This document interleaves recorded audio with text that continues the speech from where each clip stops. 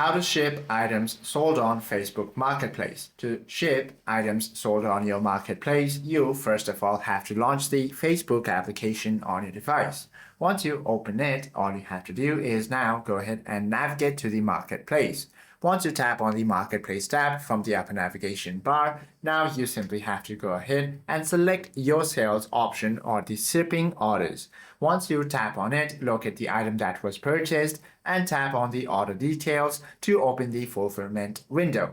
Now you simply have to generate and print the label of the product and then proceed to package the item securely. Once you do this, drop off the package at the designated shipping center. And you must now simply have to wait 3 business days of the sale, or Facebook may automatically cancel the transaction and refund the buyer. Once you do this, you simply have to track delivery and receive the payout.